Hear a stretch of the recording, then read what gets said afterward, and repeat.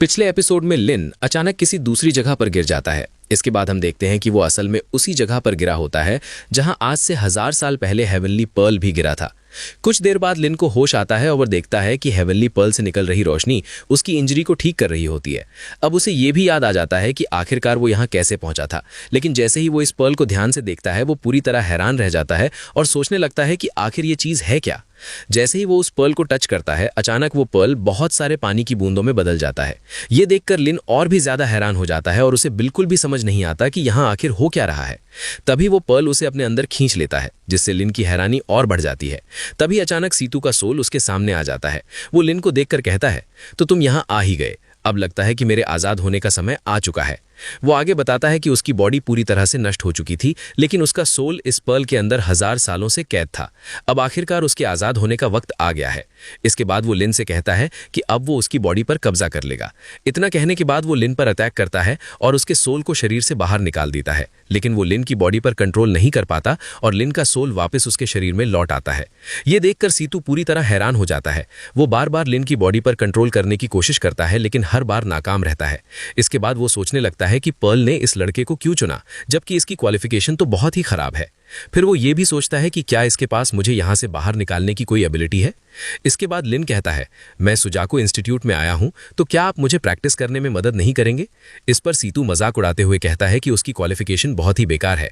लिन जवाब देता है, भले ही मेरा जन्म एक ऑर्डिनरी इंसान की तरह हुआ हो लेकिन इसका मतलब ये नहीं कि मैं पूरी जिंदगी ऐसा ही रहूंगा।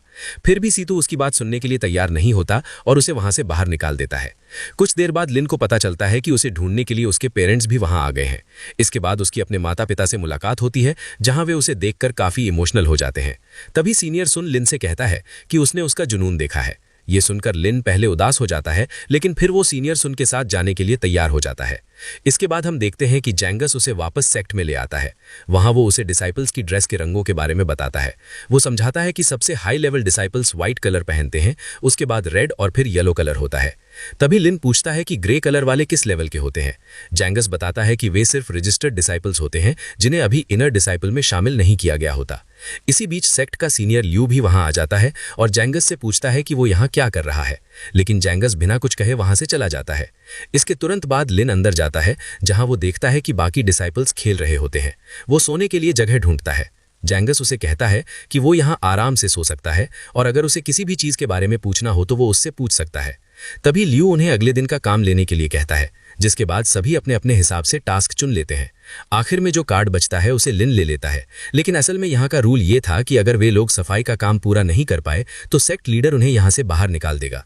इस पर लिन उससे पूछता है, अगर मैंने ये काम पूरा कर दिया तो क्या उसके बाद आप मुझे प्रैक्टिस सिखाएंगे। लिन की ये बात सुनकर बाकी सब उसका मजाक उड़ाने लगते हैं। इसके बाद ल्यू सभी को सोने के लिए बोलकर वहां से चला जाता है। रात के समय लिन जैंग से पूछता है कि रेड कलर वाले मिशन में क्या करना होता है। जैंग उसे कंटेनरों के पास ले जाता है जहां हम देखते हैं कि वहां बहुत सारे बड़े बड़े कंटेनर रखे होते हैं। इन सभी कंटेनरों को नदी से पानी लाकर भरना था, लेकिन इसके बावजूद लिन को किसी भी बात की चिंता नहीं थी क्योंकि वो किसी भी तरह से इस मिशन को पूरा करना चाहता था। वो नदी से पानी लाकर कंटेनरों में डालने लगता है। पूरे दिन मेहनत करने के बाद भी वो एक भी कंटेनर पूरा नहीं भर पाता। फिर भी वो खुद से कहता है, अभी मेरे पास 6 दिन बचे हुए हैं और मुझे पूरा यकीन है कि मैं इसे किसी न किसी तरह पूरा कर लूंगा। लेकिन लगातार पानी ढोने की वजह से उसका हाथ घायल हो जाता है और अब वो और ज्यादा पानी नहीं उठा पाता। तभी उसे हेवनली पर्ल की याद आती है जिसने पहले उसकी चोट को ठीक कर दिया था। यही सोचकर वो पर्ल को फिर से इस्तेमाल करने का फैसला करता है। वो पर्ल को पानी में डाल देता है और जैसे ही वो अपना हाथ उस पानी में डुबोता है, पर्ल की शक्ति से उसकी चोट पूरी तरह से ठीक हो जाती है। अब वो उसी पानी से कंटेनरों को भरने लगता है। तभी ल्यू उससे कहता है कि अगर उसे कुछ भी अजीब लगे तो वो जरूर बताए। इस पर लिन कहता है कि वो बिल्कुल भी चिंता न करे और अगर कोई ट्रेस मिला तो वो जरूर बताएगा। वहीं दूसरी तरफ हम देखते हैं कि ल्यू ओस की बूंदों को इकट्ठा कर रहा होता है। उसका मानना था कि ये वाटर एसेंस है, इसलिए वो इसे एक बार पर्ल के साथ इस्तेमाल करना चाहता है।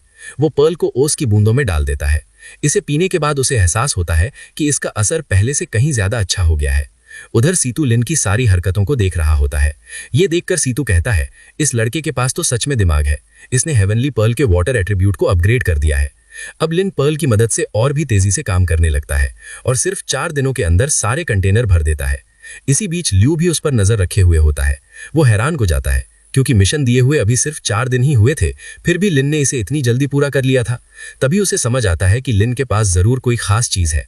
इसी वजह से वो लिन को पकड़ लेता है और उससे पूछता है कि तुमने अपने पास कौन सा ट्रेजर छिपा रखा है, जल्दी से मुझे सच बता दो। लेकिन लिन कुछ भी बताने को तैयार नहीं होता। तभी ल्यू कहता है, क्या तुम्हें लगता है कि मैं तुम्हें प्रैक्टिस सिखाना नहीं चाहता? असल में तुम्हें हेवनली पर्ल ने चुना है, इसलिए सबसे पहले मैं तुम्हारी इंटरनल बॉडी को मजबूत बनाने में तुम्हारी मदद करूंगा। इसके बाद वो कहता है कि अब आसमान भी पहले से ज्यादा ब्राइट हो गया है और अब तुम प्रैक्टिस शुरू कर सकते हो। वो आगे समझाता है कि ह्यूमन सेक्ट का इंटरनल एनर्जी लेवल भले ही कम हो, लेकिन शुरुआत करने के लिए ये सबसे बेहतर है। वो लिन को सलाह देता है कि वो रोज ओस की बूंदें इकट्ठा करता रहे और जितनी जल्दी हो सके हेवनली पर्ल को अपग्रेड करने की कोशिश करे। इस पर लिन सीतू का धन्यवाद कहता है और बड़ी मेहनत से ओस की बूंदें इकट्ठा करने लगता है। उनकी मदद से वो धीरे धीरे हेवनली पर्ल को अपग्रेड करता है और कुछ समय बाद उसकी स्पीड और भी तेज हो जाती है। इसके बाद सीतू लिन को कल्टीवेशन के बारे में सिखाना शुरू करता है। वो बताता है कि कंडेंसेशन कल्टीवेशन की पहली स्टेज होती है। इसके बाद फाउंडेशन बिल्डिंग, फिर जायदान, नैनेसेंट सोल, ट्रांसफॉर्मेशन इनटू गॉड्स और अंत में इमॉर्टल स्टेज आती है। सीतू सबसे पहले उसे क्यू कंडेंसेशन सिखाता है और लिन धीरे धीरे इसमें सफल होने लगता है, लेकिन प्रैक्टिस के दौरान उसे थोड़ी परेशानी होती है। इस पर सीतू उसे अपनी सांसों और पाथ पर फोकस करने के लिए कहता है। फिर वो उसे बताता है कि पर्ल के बाहर का 1 घंटा पर्ल के अंदर के 10 घंटों के बराबर होता है, इसलिए वो चाहता है कि लिन अंदर रहकर पूरी मेहनत से प्रैक्टिस करे। इसके बाद अगले सीन में हम 2 लड़कियों को आपस में बात करते हुए देखते हैं। यहाँ हमें पता चलता है कि सुवांडा और सेक्ट के बीच जल्द ही एक्सेस कॉन्फ्रेंस होने वाली है। इसके बाद हम देखते हैं कि इसी कॉन्फ्रेंस के लिए एल्डर सुन वहां पहुंच चुके हैं। तभी ल्यू सभी से कहता है कि एक्सेस कॉन्फ्रेंस अब शुरू होने वाली है और इसमें एल्डर सुन उनमें से किसी एक को चुनेंगे। जो भी चुना जाएगा वो आगे चलकर एल्डर डिसाइपल के लेवल पर प्रमोट हो जाएगा। ये सुनकर सभी काफी एक्साइटेड हो जाते हैं और एल्डर सुन से उन्हें चुनने की रिक्वेस्ट करने लगते हैं, लेकिन हम देखते हैं कि लिन बिल्कुल शांत खड़ा रहता है, जिसे एल्डर सुन भी नोटिस कर लेते हैं।